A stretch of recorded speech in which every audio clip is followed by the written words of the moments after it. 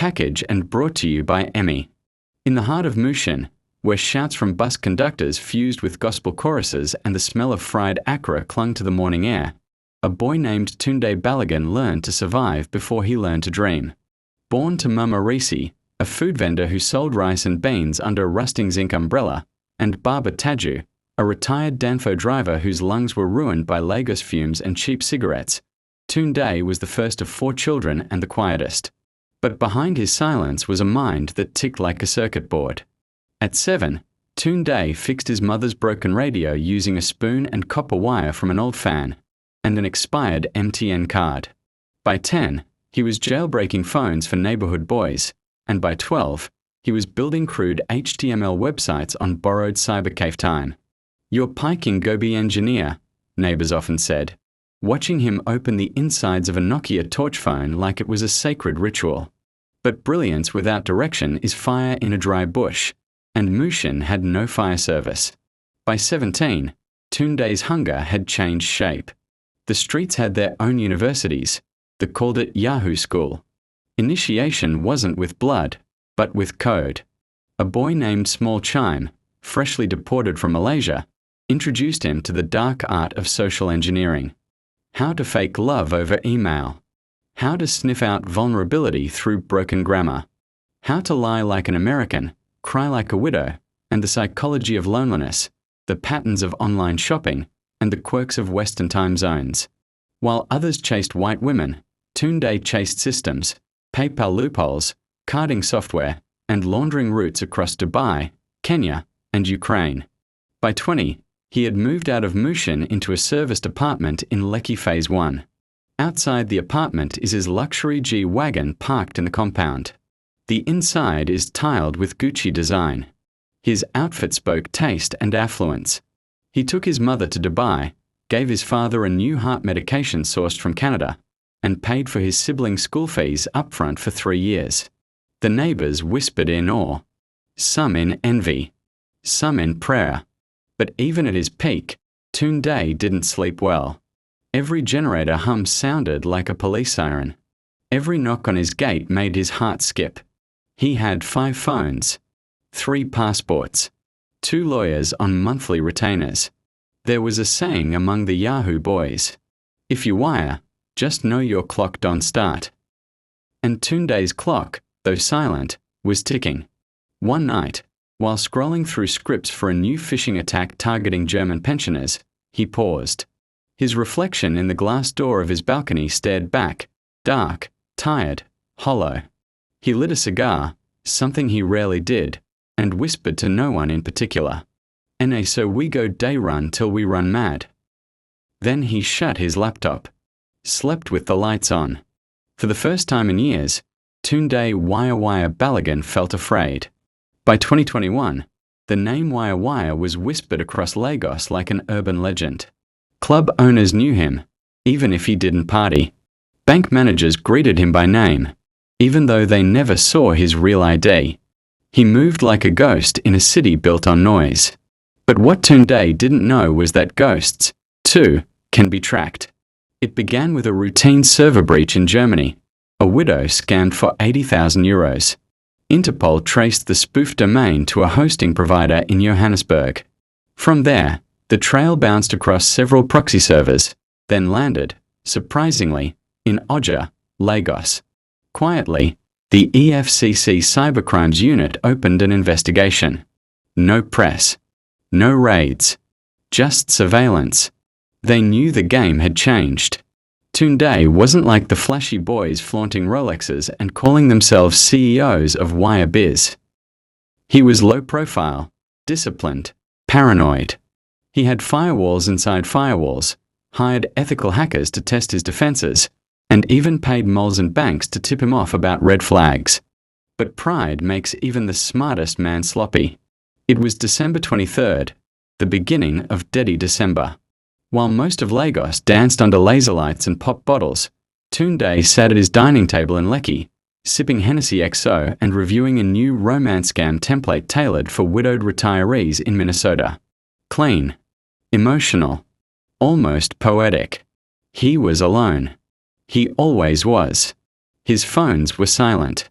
But somewhere in the darkness, a camera watched from a tinted Toyota Corolla parked 2 streets away.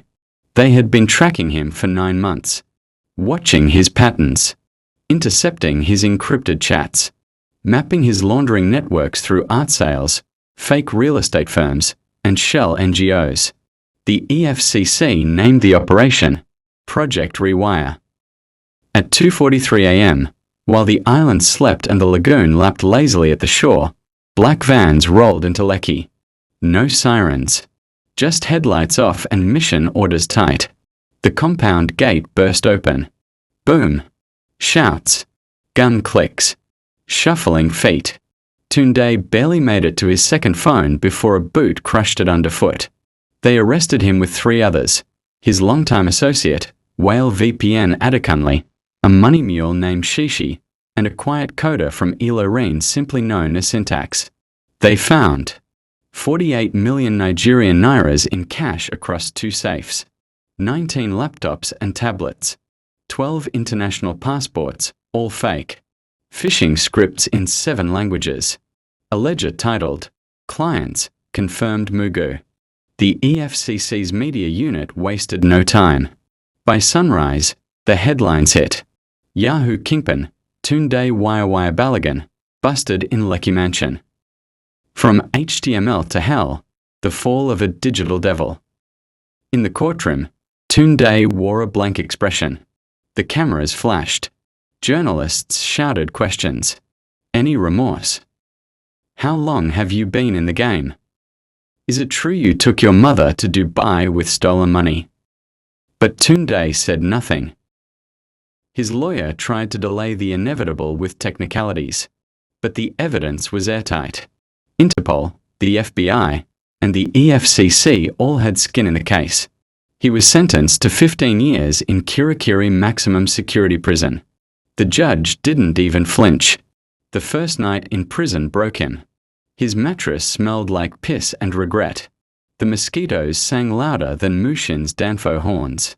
He stared at the cracked ceiling, wondering how a boy from a food seller stall became one of Nigeria's most wanted cybercriminals. His thoughts kept spiraling.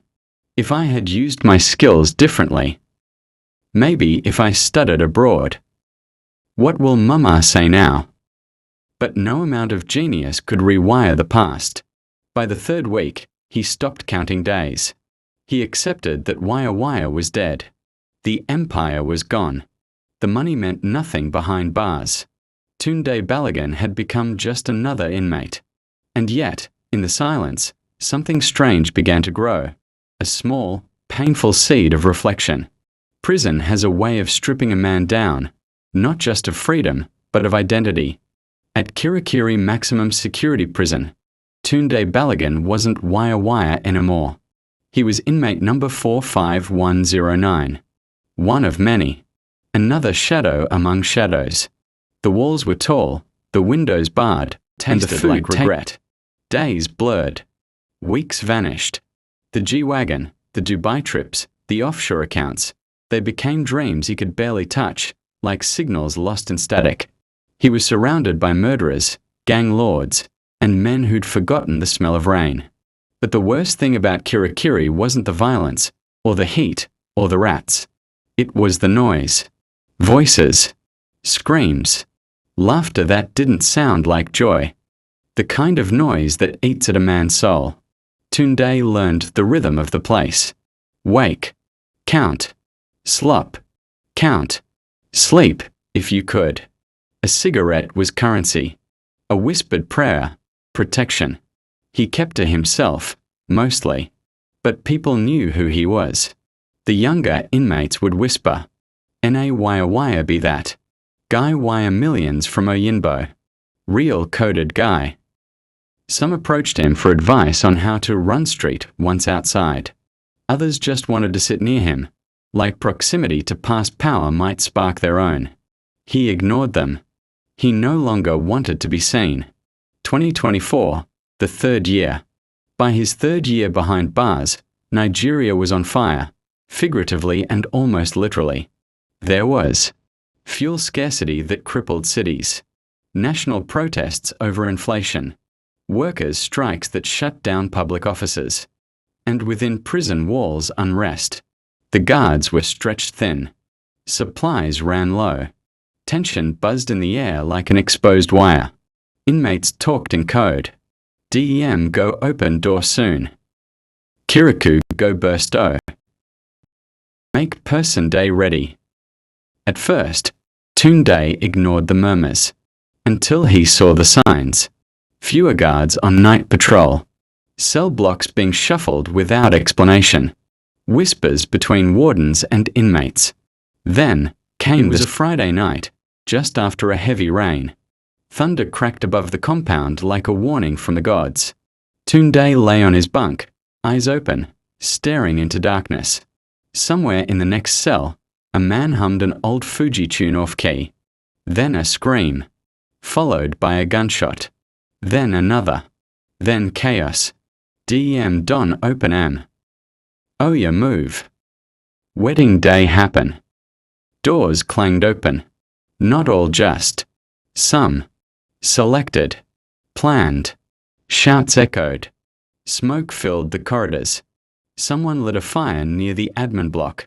Tunde's cell door remained shut until it didn't. A key turned. A familiar click. Then silence. The door creaked open, and standing there was Whale VPN, panting, eyes wild. Omo, NA now or never. You follow or you fade here forever. Tunde hesitated. For a long second, he thought about staying.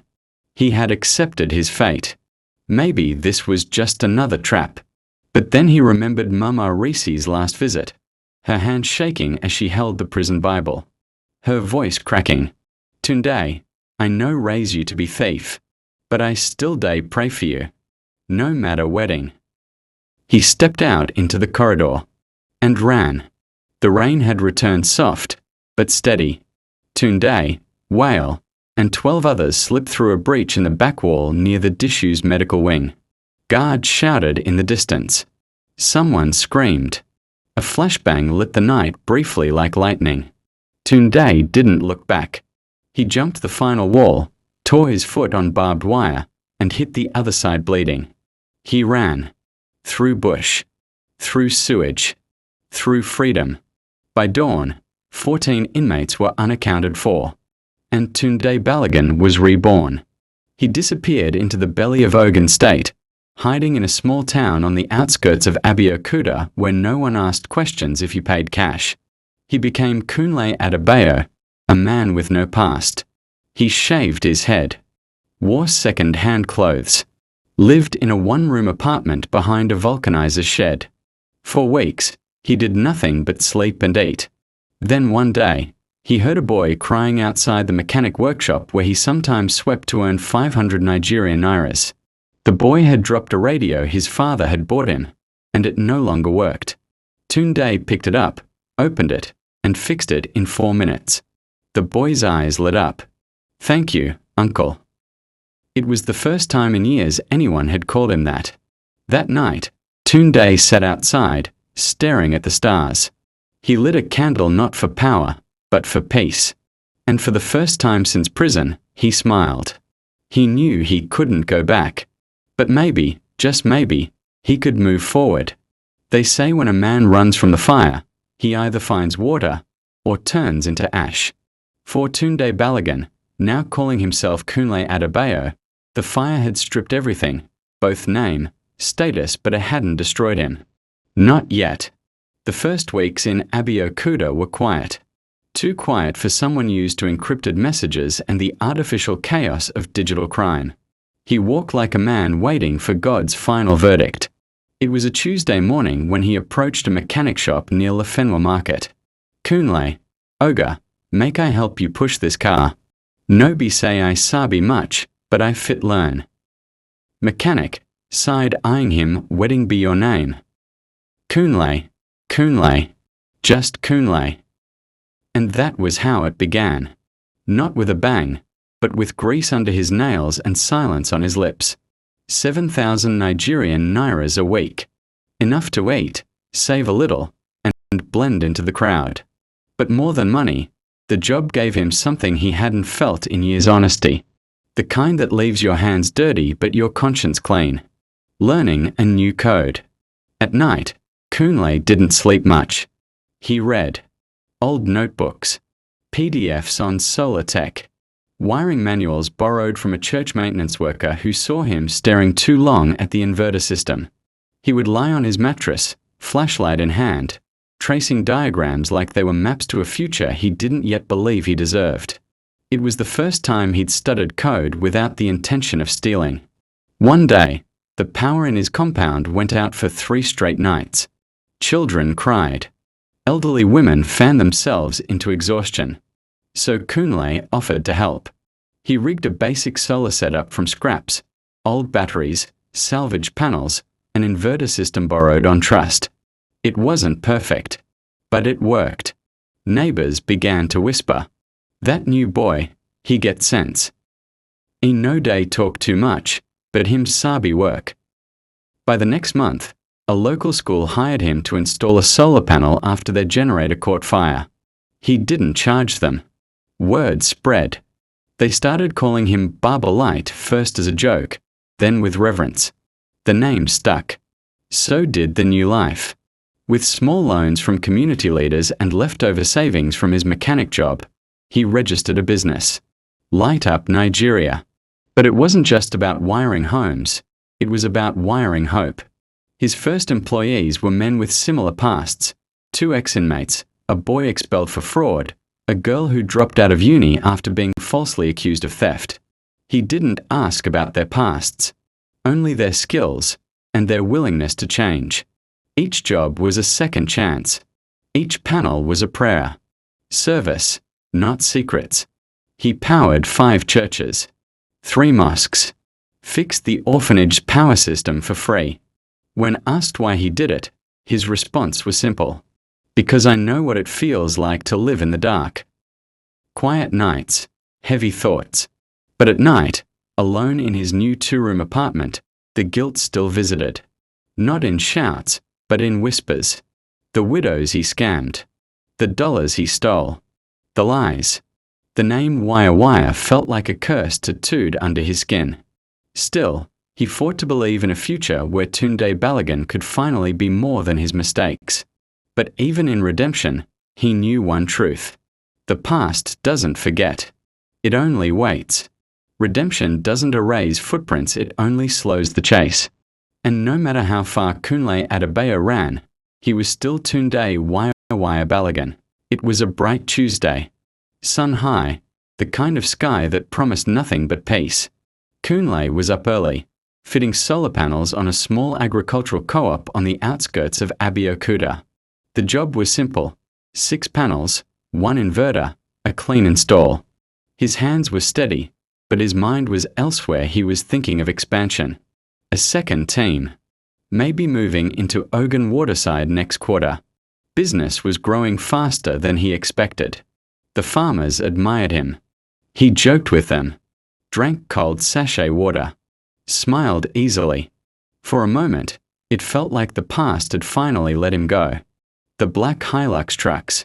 Then, the trucks came. 2 black Hilux, dust-choked and sudden, stopped by the roadside. No horns. No rush. Just presence.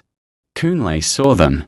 He recognized the walk before the uniforms, the tactical calm of men who never came unprepared.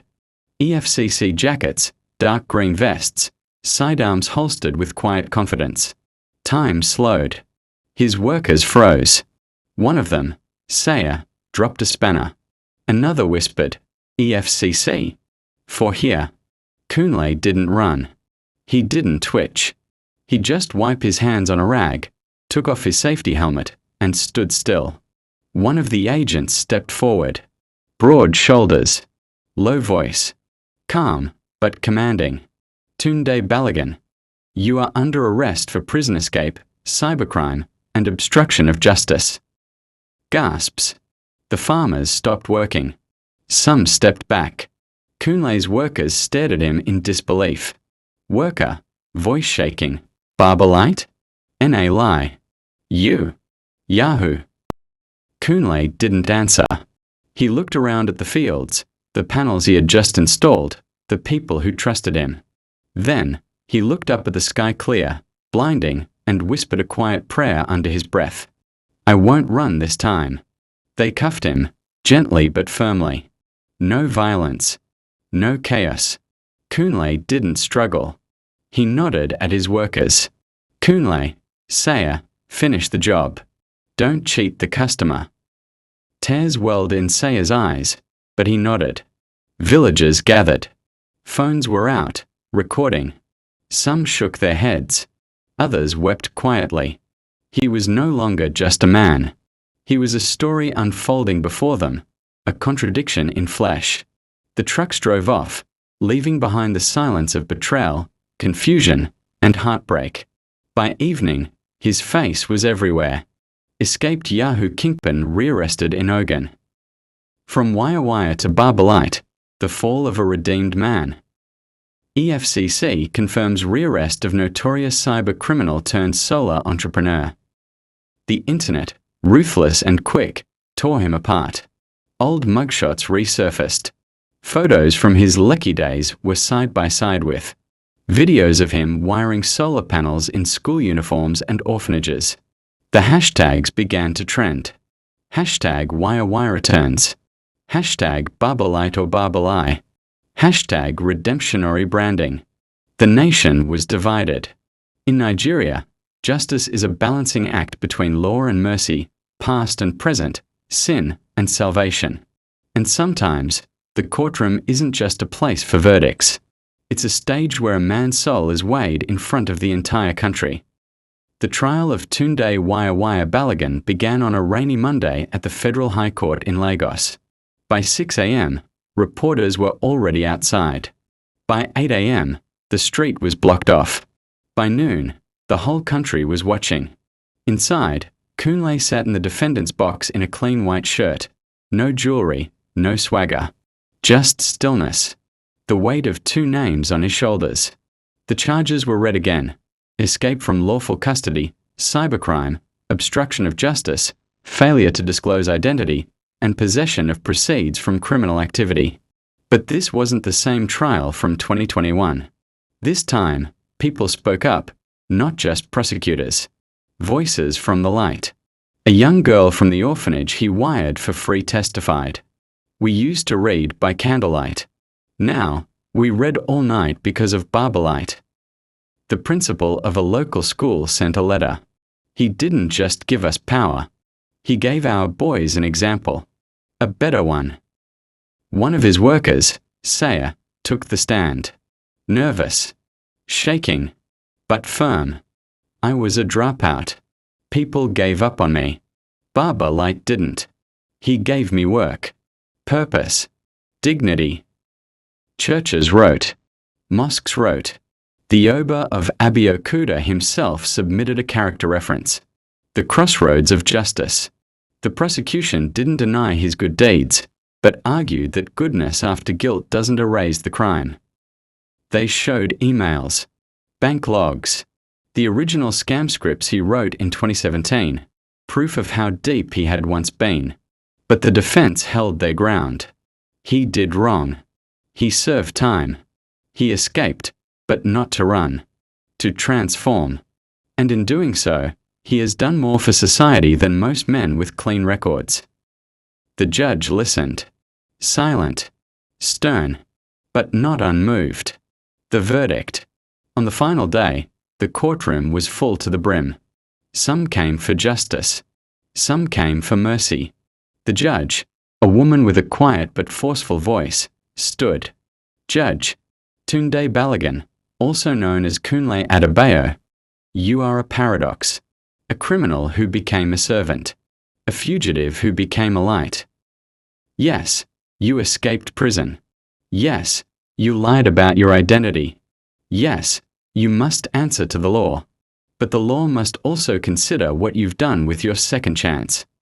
You are hereby sentenced to 3 additional years in prison, with eligibility for parole after 18 months. Gasps. Relief. Confusion. Applause. Tears. Even Kunle couldn't tell if he had won or lost. But for the first time, he smiled. Not because he was free, but because he had been seen.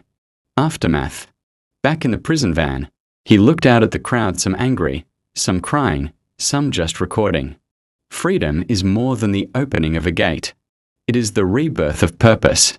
For Tunde Balagan, it was the final chapter, not the end, but a new beginning. Back inside. A different man. The prison gates of Kirikiri didn't look any different the second time he entered them. Same cold walls. Same echoing footsteps. Same harsh fluorescent light.